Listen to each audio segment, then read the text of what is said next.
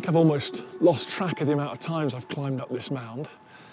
My dad first brought me here 40 years ago now, and it was a place where it felt like all Brits had to come. The Battle of Waterloo, it looms so large in the way that we tell stories about our past. It's the place where the Duke of Wellington, in command of the British and Allied army, finally defeated one of the great military geniuses of all time, Napoleon Bonaparte.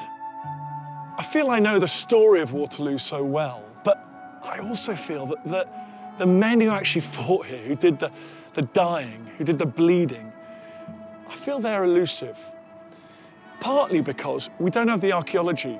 We've never been able to examine the bones, the bodies of these men, because nearly all of them were dug up and disposed of in the 19th century.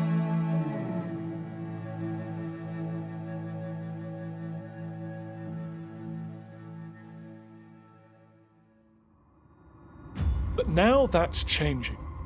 Last year, History Hit came to watch the extraordinary Waterloo Uncovered excavations here, where the skeleton of a soldier, along with a number of amputated limbs and several horses, were found. And now I've been called back to Belgium on the trail of some tantalising new discoveries from a very different source.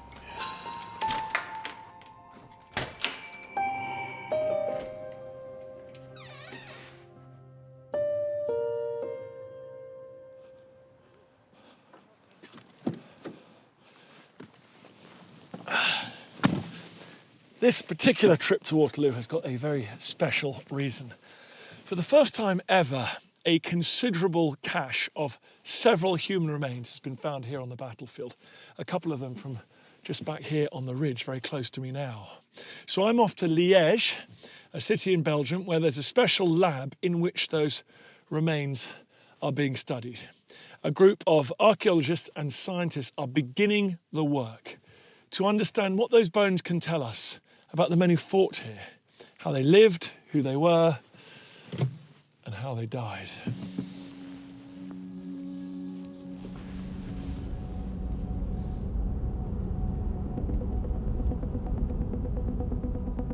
It's estimated that 10 to 15,000 men died here on the 18th of June 1815, when the French forces of Napoleon took on the combined might of a coalition made up of British, Dutch, Prussian and other German troops.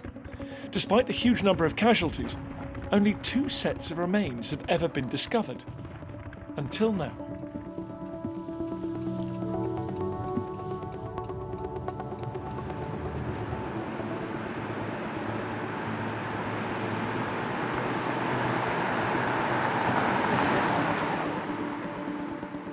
So I've come to the University of Liège, the Medical Legal Institute. It's basically a morgue and there's attached forensic labs. This is where they bring people that have been killed violently in Belgium today for forensic analysis. So perhaps it's appropriate. This is where they brought one half of the cache of bones found on the battlefield of Waterloo, one of the most violent events in Belgium history. Can't wait to see them. Overseeing the initial analysis of the bones is Mathilde Domain from the University of Brussels. Hi, Mathilde. Hi. What have we got here? We've got some pelvic bones, we've got some lower limbs bones here, we've got some rib here and here, a foot here as well, upper limb here, some vertebra, and 2 skulls, one with a jaw and one without a jaw. So we've got 2 skulls. Does that mean we've got 2 individuals or more? I strongly think we have at least 3 individuals, because here we've got basically 3 left leg. That means at least 3 individuals. But with this part, when we paired the pelvic bones, maybe we can go to 4 individuals. So on this table, there remains at least 4 individuals. The skeletons being examined here in Liège were discovered in an infamous corner of the Waterloo battlefield. This is where the Prussian forces, arriving at a crucial moment, took on the French right flank. Exceptionally fierce fighting raged in and around the village of Plancenoit. The Prussians delivered one of the decisive blows of the battle. The location of the skeletons strongly suggests that they could be the remains of either Prussian or French soldiers. Tell me anything we can learn from these bones. What are you seeing here?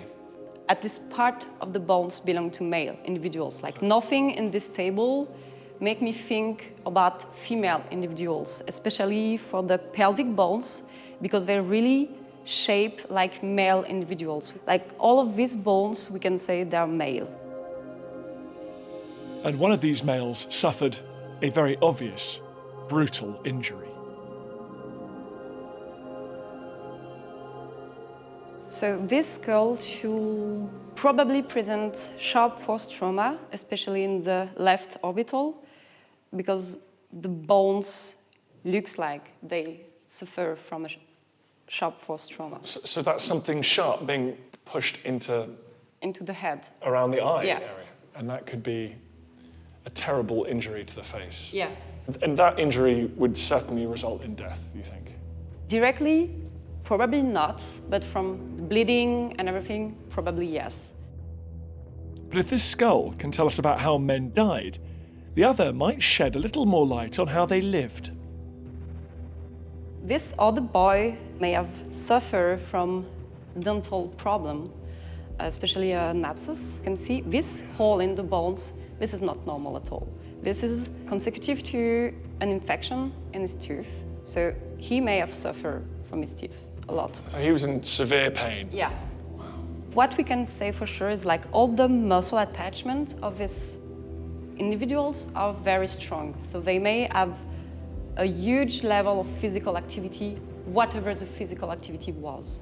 I'm not able to say they were warriors, soldiers, or whatever, but they, during their living time, having a high level of activity.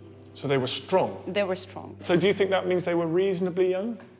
From what I saw here, we've got at least like one or two younger individuals, around like 20, 40, and one maybe older, more 30, 50. Are you very excited by what the next few months will bring as you're able to study these?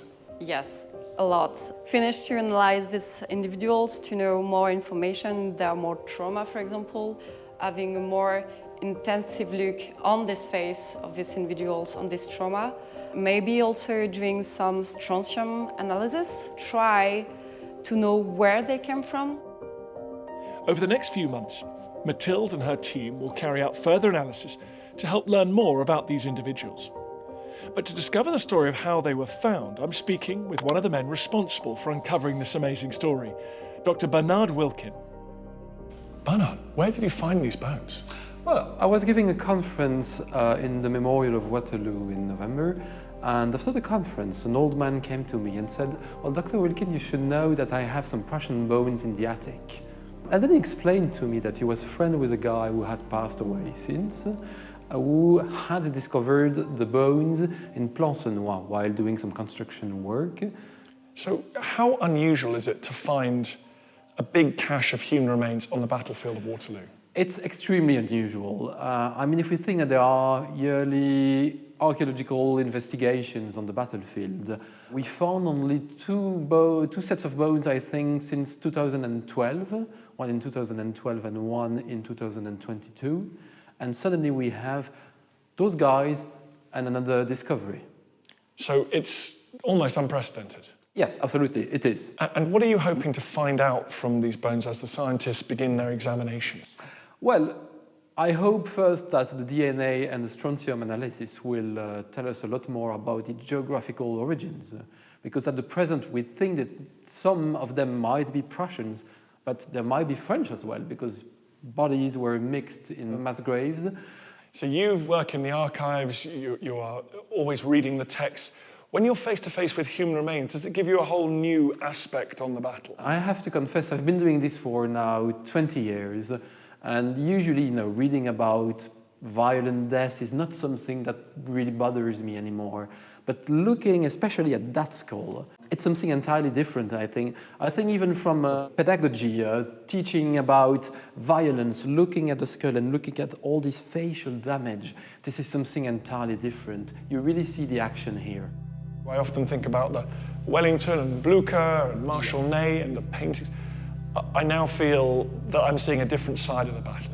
Yes, that's a bit the unfortunate side of the Napoleonic Wars. We always have the point of view of the officers, the generals, but the soldiers, what forms, the base of an army, I think only 34% of the Frenchmen could read or write, so they didn't leave much behind, and suddenly they're telling us a story. The mystery of the missing remains is one that has puzzled historians for decades, but groundbreaking research carried out by Bernard and his colleagues may finally have solved this decades-old enigma. So the Battle of Waterloo, in the space of 10, 12 hours, over 10,000 people killed, many horses. So where are the bones? Oh, that's a very good question. I mean, even with this discovery, that's, 4 or 5 guys here. There's another 6 British, perhaps. We've got 2 bodies discovered in 2012 and 2022, but that leaves us, with probably about 9,985 missing still, plus the horses as well. So we had a research with Robin Schaefer, a German historian, and Professor Tony Pollard, archaeologist, last year, and we discovered through the primary sources that the locals probably used the bones for the sugar industry. And we discovered actually that it's not something unique to the battlefield of Waterloo. It's something that happened everywhere in Europe, Germany, Russia, Belgium, France probably. It seems extraordinary, but the mass graves of the battlefield were dug up and the bones burned at very high temperatures to create a substance called spodumene that was then used to purify white sugar extracted from sugar beet. There are reports from eyewitnesses from just a few years after the battle. We have tons of testimonies everywhere in Europe. We've got for Waterloo, we've got these German professors, not the kind who would make up things or make jokes, explaining that he's visiting the battlefield and then he sees farmers, local farmers, digging mass graves, and they're just picking the bones. And when he inquires, they say, "Oh yeah, we're selling them to the sugar factories. We're not taking the human bones. We're taking the horses basically." But the French Imperial Guard, they have very massive bones, and it can be easily mistaken with horses. So that's why there are no mass graves left on the battlefield of Waterloo, which makes these ones so much more special. Absolutely, they are really unique.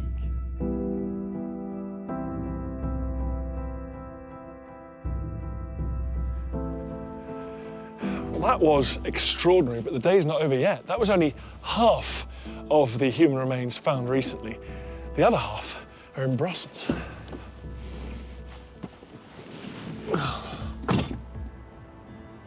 Remarkably, at the same time that Bernard was learning of the Prussian bones, another set of human remains were presented to him and his team, discovered on another part of the battlefield, just yards away from the Lion's Mound. The bones had sat in private hands for over 20 years. I travelled west across Belgium to meet the anthropologist Caroline Laforêt at the Royal Belgian Institute of Natural Sciences. So this is the first time you've seen them? Yes, and you see they are still full of soil, so they are very kind of new. This is breaking news. Is this the box they came in here? Yes, you can have a look. Did you want to? I disturbed you as you were unpacking them. What else have you got? Yes, and you see, for instance, this is a femur. Caroline's first job is to sort and identify the bones.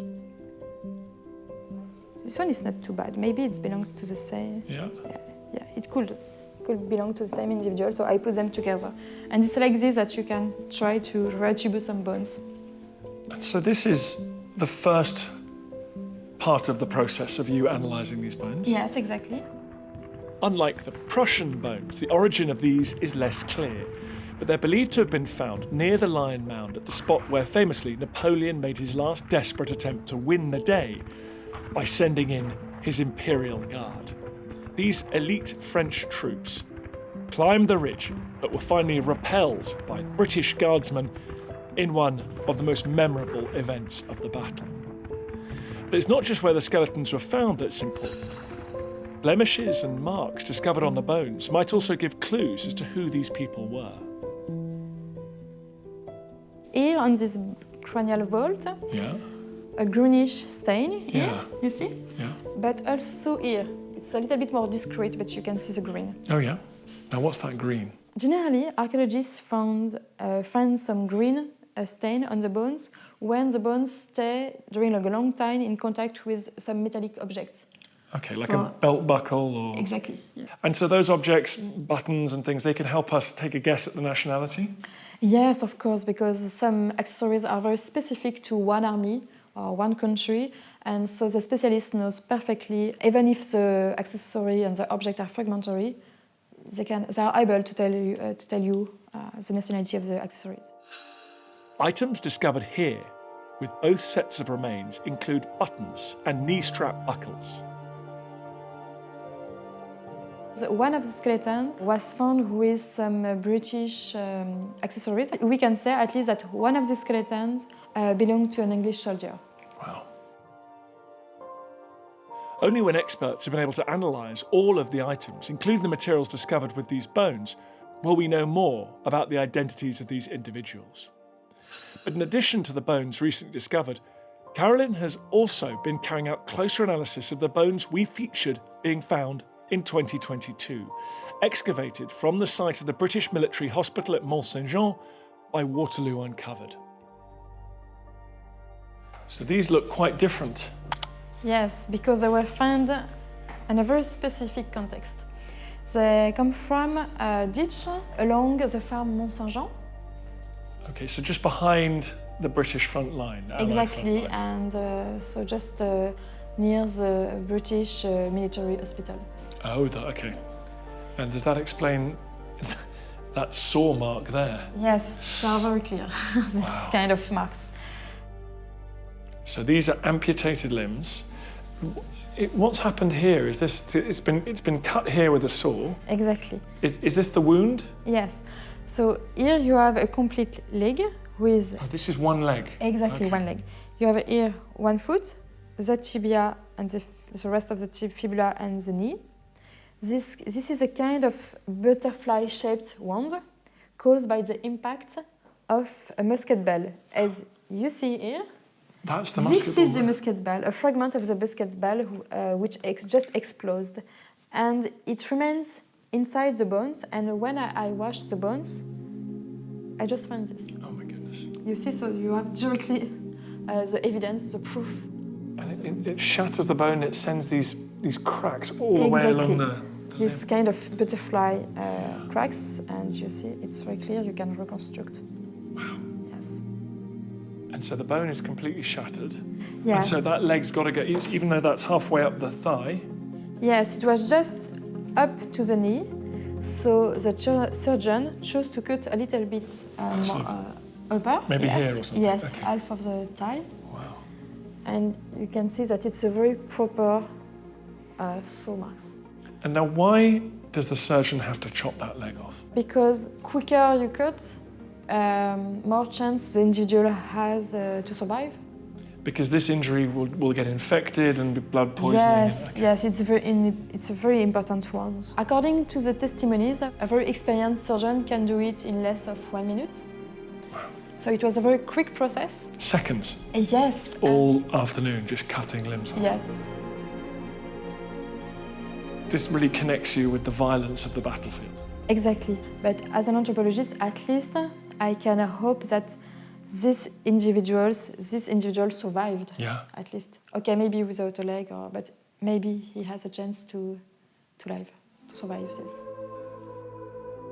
It's believed that during the course of the battle, Allied surgeons carried out almost 500 amputations.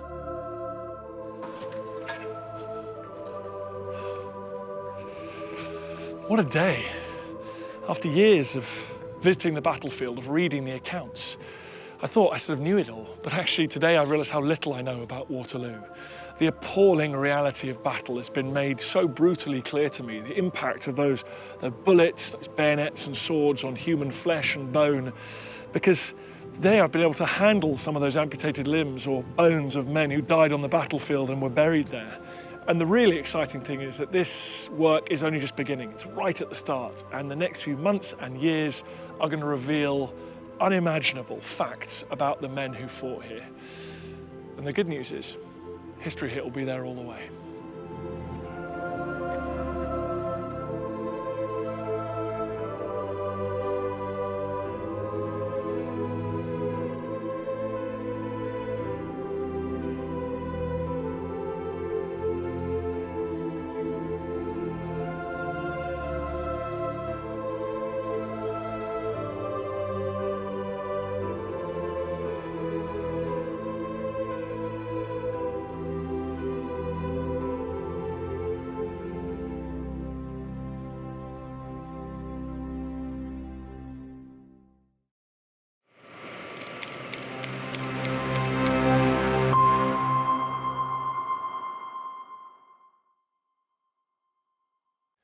Thanks for watching this video on the History Hit YouTube channel. You can subscribe right here to make sure you don't miss any of our great films that are coming out. Or if you are a true history fan, check out our special dedicated history channel, historyhit.tv. You're going to love it.